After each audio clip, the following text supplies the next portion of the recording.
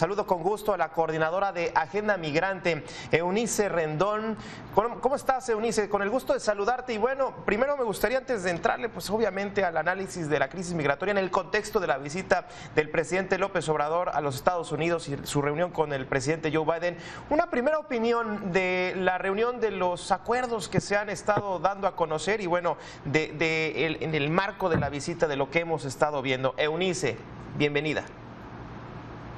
Hola, ¿cómo estás? Bueno, pues lo que vimos una reunión cordial entre ambos presidentes. Creo que lo más interesante quizás sea el acuerdo relacionado con el tema de las visas de trabajo que Biden dijo que sí iba a tomar como parte de los compromisos, y bueno, también algunas otras cosas en los temas energéticos, también la petición del presidente con respecto al tema de los migrantes que ya están en Estados Unidos, que tiene mucho que ver con la promesa realizada por el propio Biden desde el inicio de su mandato de legalizar a muchos de estos migrantes. Sin embargo, varias de estas propuestas se antojan un poco difíciles en la situación política y el momento político que está Biden actualmente. También llama la atención que a la par que estaban teniendo esta reunión ambos mandatarios, bueno, en el Congreso surgieron dos puntos de acuerdo. Uno,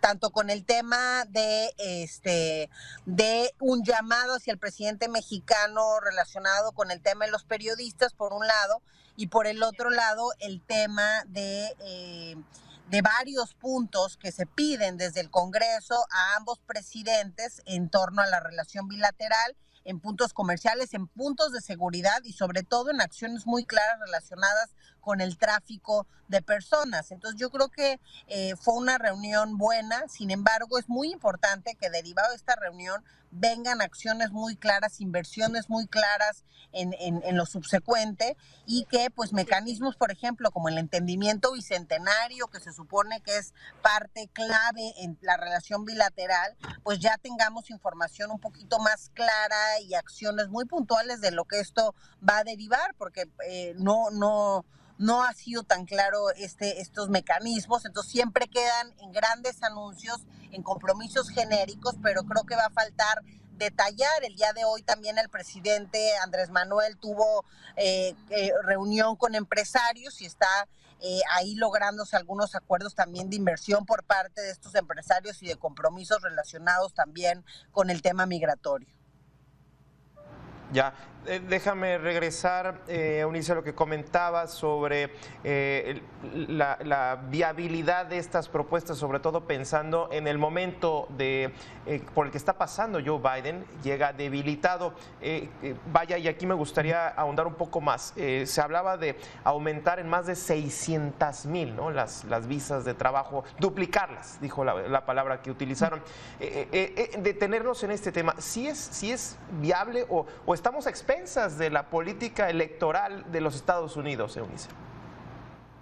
Mira, creo que hay varias cosas en qué dividir. Es decir, Biden, por ejemplo, tan solo en las visas de refugio, desde su llegada a la presidencia prometió tener un número mucho mayor a las visas que de su antecesor, ¿no?, que fueron cerca de 15,000. Sin embargo, en el primer año de gobierno no pudo superar este número. Ha habido siempre una promesa de ampliación, ¿no? Es cada determinado periodo ahí con Biden. Sin embargo, aunque las prometió, estas visas que tienen que ver con el refugio no han podido lograrse por varios programas, como el de Quédate en México, que bueno, ya sabemos la historia, se le dificultó por los republicanos y finalmente hasta ahora es que la Suprema Corte le permite cancelar esa política. Es decir, no solo depende de la voluntad de Biden algunas de las cuestiones, sino que tiene que encontrar también la voluntad política en el Congreso y por supuesto pues con lograr también que los republicanos aprueben algunas de estas normativas. De lo contrario no lo va a poder lograr. En el caso particular de las visas de trabajo, sí hay una prerrogativa en la que el Ejecutivo puede ampliar estas visas que prometió al presidente mexicano.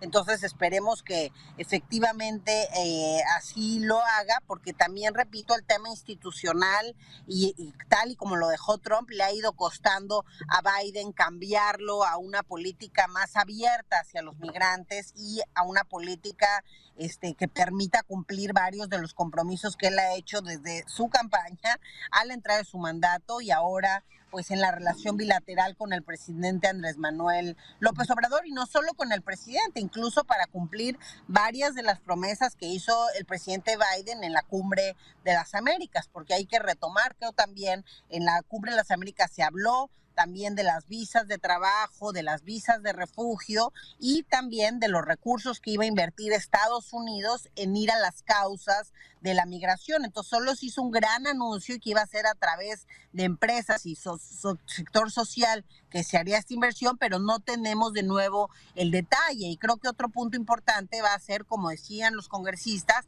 realmente tener ahora sí que resultados muy sistemáticos y acciones muy claras de lo que se va a hacer en contra del tráfico de personas, ¿no? Me parece una buena idea que parte de la propuesta importante del presidente mexicano haya sido el tema de las visas de trabajo, porque eso significa ampliar también las políticas migratorias, o sea, transitar de un enfoque que ha estado el acento en la securitización y militarización de las fronteras a uno que ponga a las personas al centro también de estas decisiones, de esta política migratoria y que podamos lograr conectar la oferta con la demanda en términos laborales y que eso también debilite estas redes de tráfico de personas y que sea más bien por una vía legal, segura y ordenada que las personas en movilidad viajen y se conecten en Estados Unidos y en México.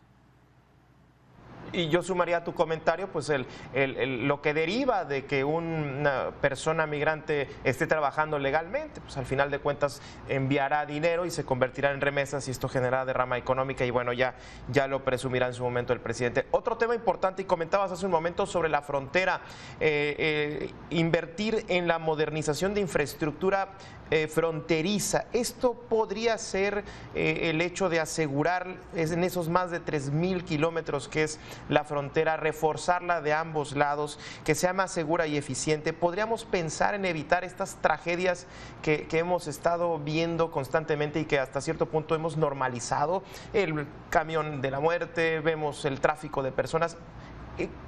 Tiene al final de cuentas recursos, ¿no? Al final de cuentas es un tema de recursos, Eunice.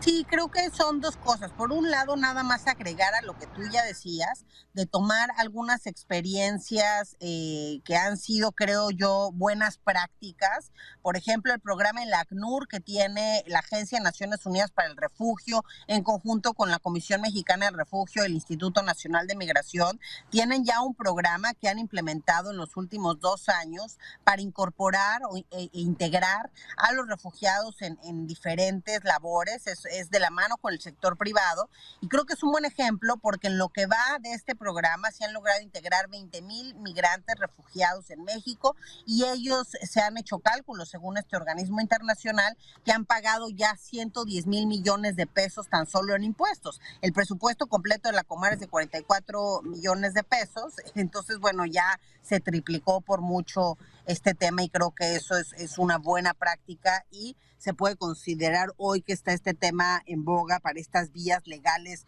También, no lo mencionamos, pero el programa Bracero Reloaded, ¿no? Es decir, un nuevo programa relacionado con el trabajo legal de los migrantes, creado, cuidando y observando aciertos y errores de lo que fue en su momento este programa de trabajo temporal.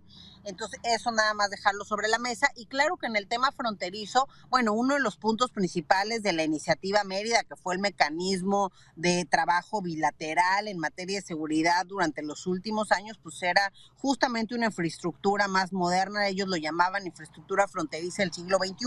Ahora, con el entendimiento bicentenario, entiendo que también está el punto sobre la mesa y bueno, con las discusiones que han tenido y con las reuniones que han tenido y acuerdos los presidentes y el gobierno de Estados Unidos y México. Sin embargo, repito, creo que tiene que haber mucho más claridad sobre los acuerdos y acciones puntuales que se van a llevar a cabo para esto, para el tema de las adicciones, que también se ha hablado, pues que hay estrategias en contra del fentanilo, y otros productos, por ejemplo el cristal, ¿no? Que es uno de las drogas que más está afectando la zona fronteriza y el país en el caso mexicano, en fin, Creo que lo que falta ahí, tanto en temas de seguridad como en acciones claras de prevención, de ir a las causas en este tema de las drogas y en el tema también de la violencia, faltaría tener simplemente mayor claridad de cómo estos compromisos del entendimiento bicentenario y de lo mencionado ahora por los presidentes va a bajar ya digamos, a la acción local, puntual, fronteriza, etcétera. Ya para cerrar, última pregunta, bien comentaba sobre entendimiento bicentenario, esto que pues no queda muy claro qué se va a hacer o qué acciones, hacia dónde, a qué ruta tendría que ir, hablando de ruta migrante, hacia dónde tendría que enfilarse los acuerdos o el entendimiento bicentenario, seguridad, seguridad social, frontera, infraestructura. ¿Cuál tendría que ser o hacia dónde tendría que enfocarse o enfilarse, teniendo en cuenta lo más urgente de este momento, Eunice?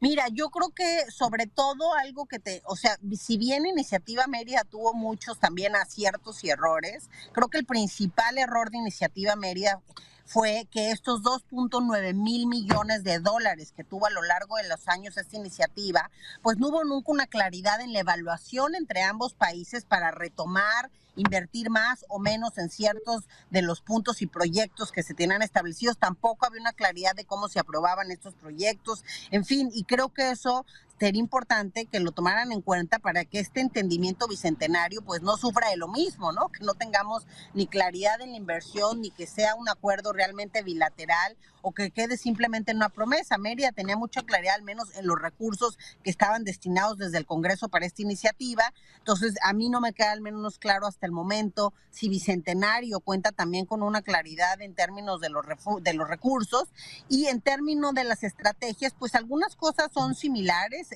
El canciller Ebrard presumió que ahora iba a ser mucho más social, que iba a llegar a las causas de la violencia, a las causas de las adicciones, etcétera. Entonces, por ello, y al tema específico de la migración, que eso me parece muy loable y además me parece necesario en esta relación bilateral que tiene que ser corresponsable. Sin embargo, repito, hasta ahora no queda muy claro cómo esos compromisos del entendimiento bicentenario, estos nuevos pilares de este acuerdo bilateral van a aterrizar ya en acciones puntuales en la frontera, principalmente en la franja fronteriza, pero también pues en otros lugares, porque mucho de este trabajo también se hace de la mano con los estados, en el caso mexicano, así corresponde.